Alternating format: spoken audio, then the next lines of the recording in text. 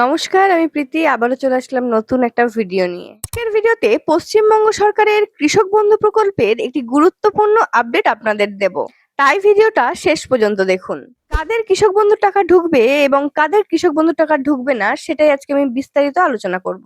পশ্চিমবঙ্গ সরকার একটি নতুন সার্কুলার বা নিয়ম জারি করেছেন।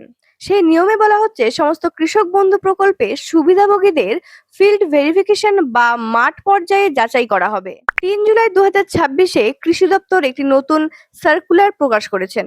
কৃষক বন্ধু প্রকল্পের প্রত্যেক সুবিধাভোগীদের তথ্য পুনরায় যাচাই করা হবে। আপনাদের মনে প্রশ্ন আসতেই পারে, কেন যাচাই করা হচ্ছে? প্রত্যেক কৃষক এই প্রকল্পের সুবিধা পাচ্ছে কিনা, আর কৃষক ছাড়া অন্য কেউ এই প্রকল্পের সুবিধা যাতে না পায় তার জন্য এই যাচাই করা হচ্ছে। এবার বলি, ফিল্ড ভেরিফিকেশনের সময় আপনাদের কি কি কাগজপত্র দেখাতে হবে। লাগবে আপনার আধার কার্ড, ভোটার কার্ড এবং আপনার স্ত্রী বা স্বামীর আধার কার্ড, ভোটার কার্ড, ব্যাংকের বই এবং জমির পর্চা।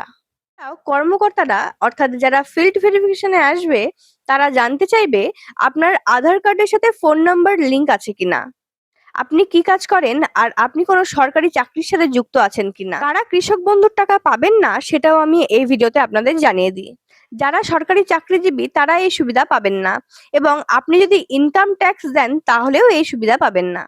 প্রত্যেক পরিবার থেকে একজন করে পাবেন, এবং আপনাদের নাম যদি এসআইআর এ বাদ যায় তাহলে এই সুবিধা পাবেন না। মঙ্গলবার অর্থাৎ ৭ জুলাই থেকে এই ফিল্ড ভেরিফিকেশন শুরু হবে। এই কৃষক বন্ধু প্রকল্প নিয়ে যদি আপনাদের অন্য কিছু জানার থাকে তাহলে কমেন্ট করতে পারেন। ধন্যবাদ।